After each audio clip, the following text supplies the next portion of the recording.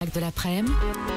Sud Radio. Le phénomène de télépathie sur l'antenne de Sud Radio, les dernières minutes avec Pascal de Clermont, mentaliste, coach consultant également, et qui nous éclaire à sa manière, évidemment, sur les phénomènes de télépathie. C'est toujours très intéressant de recevoir Pascal de Clermont, tout comme Paul Jabert, qui est le vice-président de la fédération Jumeaux et Plus, parce qu'on a souvent dit que les jumeaux, en tout cas tous ceux qui étaient issus d'une naissance gémellaire, avaient la possibilité de rentrer en contact avec un aspect un peu télépathique. Alors visiblement, ça ne plaît pas beaucoup à Paul Jabert. À chaque fois qu'on évoque ce sujet, je sais qu'il n'est pas tout à fait pour. Bonjour Paul. Oui, bonjour à tous. Merci d'être avec nous. Est-ce que, c'est ça, vous n'êtes pas très friand de ce genre d'expérience et d'ouverture, on va dire. Je sais pas que je suis pas friand de l'expérience et d'ouverture. Si des expériences le prouvent, pourquoi pas, s'il y a des télépathes dans les singletons, ce que j'appelle les singletons, c'est-à-dire les enfants, les personnes qui n'ont pas de jumeaux, oui. Pourquoi elles n'existeraient pas chez les jumeaux? Mais il ne faut pas dire que les jumeaux sont télépathes. C'est un raccourci un peu facile. S'il y a des télépathes parmi les singletons, pourquoi il n'y en aurait pas chez les jumeaux? Souvent, on prend pour de la télépathie une empathie profonde. C'est-à-dire que les jumeaux sont des personnes qui ont vécu 9 mois ensemble dans le in utero, qui ont vécu toute leur petite enfance, une partie de leur adolescence, voire de leur vie de jeune adulte ensemble, tout en ayant des vies séparés l'un de l'autre. Ils se fréquentent aisément, ils se voient tous les jours, ils se téléphonent tous les jours. Et donc, si vous voulez, on va comparer ça à un vieux couple, si vous voulez. Un vieux couple qui sait quand votre femme rentre à la maison, qu'elle a une tête pas belle, vous dit « Oh, toi, t'as pas passé une bonne journée ». Ils se connaissent par cœur. Il va savoir interpréter les émotions de son co-jumeau, rien qu'en le voyant ou en l'ayant au téléphone, parce qu'il sait au son de la voix, il sait à l'attitude, il sait au rictus, au coin de la lèvre, sur le visage, qu'il y a quelque chose qui va ou qui ne va pas. Alors, Pascal de Clermont, ça veut dire qu'on confondrait empathie profonde et télépathie? Alors déjà, on va dire oui, parce que déjà le mot télépathie, si on prend les deux mots racines grecques, télé à distance, et pathos, qui souffre, ou qui se passionne, ou affection, donc qui ressent l'affection de l'autre, en gros, qui vit l'expérience psychologique de l'autre à distance. Et là, on est dans la définition même de l'empathie. Donc pour moi, d'abord, la télépathie est un phénomène magnifié d'empathie, pour commencer, mais qui passe au-delà des sens. Et comme je le disais tout à l'heure, je suis d'accord avec Paul, les jumeaux partagent beaucoup de référents communs, de référents de vie, ce qui leur permet d'hyper rapidement percevoir, même de façon inconsciente et subliminale, pratiquement, la tête qu'a l'autre, l'intonation de la voix, son changement de respiration, son changement d'odeur corporelle même, en fonction de l'adrénaline que l'autre émet ou pas, et donc arrivent à en tirer des conclusions qui peuvent paraître, entre guillemets, paranormales, mais qui n'en sont pas. Et c'est là où on se retrouve avec la grande difficulté au niveau de la télépathie, c'est que pourquoi est-ce qu'aujourd'hui il y a un petit peu la légende que la science est totalement opposée? C'est parce que beaucoup, hélas, de protocoles qui sont faits pour tester ces télépathes sont des protocoles faibles en termes de sécurité. Et ça permet pas de valider. Je peux vous garantir que pour créer un protocole fiable, pour tester les capacités télépathiques de personnes, je l'ai fait pour des laboratoires aussi bien en tant que sujet testé que aussi responsable de la sécurité et de la création du protocole.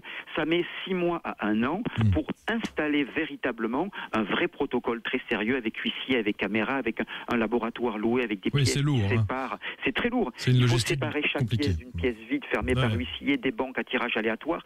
Mais ça existe. J'ai été appelé depuis de longues années, je l'ai fait pour plusieurs laboratoires, et les résultats sont absolument très probants. Mais hélas, c'est noyé parmi tout un ensemble de désinformations, aussi bien au niveau de livres, aussi bien au niveau d'expériences qui n'ont pas des protocoles suffisamment stricts, parce que ça permet à des terroristes du dogme scientiste, parce que pour moi la science, c'est avoir l'esprit assez ouvert pour comprendre ce qui la dépasse, et non pas croire qu'on ne définit l'existence des choses que parce que la science explique. Donc ça, c'est typiquement les scientistes. Donc tous ces protocoles qui sont hélas faibles, ça laisse tout à fait la marge aux scientistes pour hurler attention, ces expériences ne sont pas prenables en compte.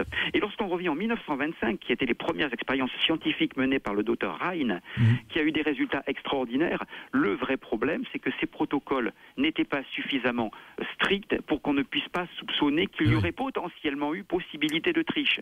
Donc à partir de là, on ne peut pas les considérer comme validants. Alors j'ai encore 2 petites minutes de pause, et puis je poserai une question dans un instant à Paul Jabert s'il a lu entre autres ce livre qui a évidemment suscité des réactions incroyables à travers le monde, qui s'appelle Les jumeaux et le mystère de la télépathie de Guillaume Playfair. Je lui demanderai dans un instant. À tout de suite. Le Mac de l'après-midi, Sud Radio. Marc Leval. On termine sur le thème de la télépathie avec Pascal de Clermont, mentaliste, et Paul Jabert, le vice-président de la Fédération Jumeaux et Plus. Je vous posais la question, Paul Jabert, il y a un instant, est-ce que vous avez vu le livre les jumeaux et le mystère de la télépathie alors, on le dit à l'anglaise, Guillaume Playfair? Non, pas du tout. Alors c'est un best-seller.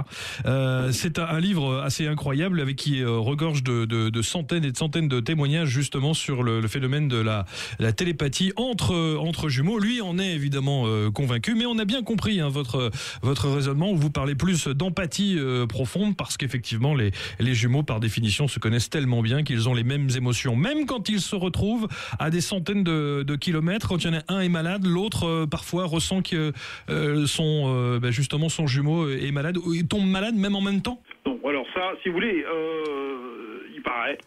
Moi, je suis pas du tout persuadé. Je suis un peu comme Saint Thomas. Ouais. Je suis pas un scientiste pur et dur pourtant, mais je suis un peu comme Saint Thomas. Je crois ce que je vois.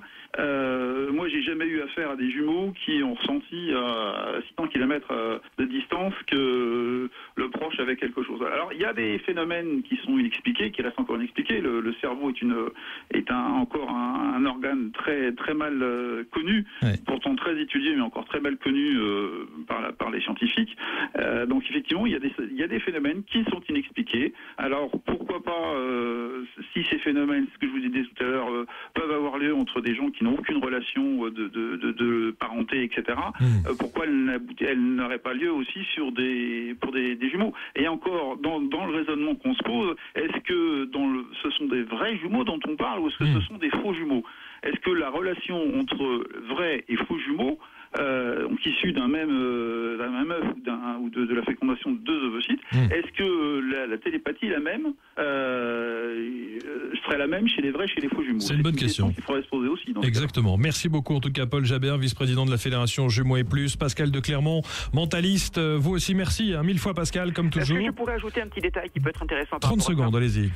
Il faut savoir quand même au niveau des études qu'effectivement, dans le sens de ce que dit Paul, les études ont montré que les jumeaux n'avaient pas des résultats fabuleusement meilleurs que les autres. Simplement un petit pourcentage qui est simplement, on pense, dû au fait qu'ils sont tellement éduqués dans l'idée qu'ils vont avoir un lien télépathique, que ça crée une telle conviction et force de conviction que le phénomène se passe plus facilement, puisqu'on sait que ces phénomènes sont plus facilement obtenus chez des gens qui ont une forte conviction et une forte certitude. Donc les résultats au niveau expérimental, c'est peut-être un petit 5-7% maximum de plus. Alors qu'on obtient des résultats bien plus forts dans l'expérience dont on avait parlé lors de précédente interview, avec des enfants in utero. Absolument. Je ne sais pas si vous vous rappelez, quand la mère communique par la pensée dans le livre Hypermentaliste dont on a parlé, que j'ai publié il y a quelques mois, dont on a parlé, là c'est vraiment une expérience que chaque mère peut faire, et même chaque père peut faire, à condition de disposer d'un enfant dans le ventre, ce qui n'est pas le cas de tout le monde, mais ça arrive au bout d'un moment.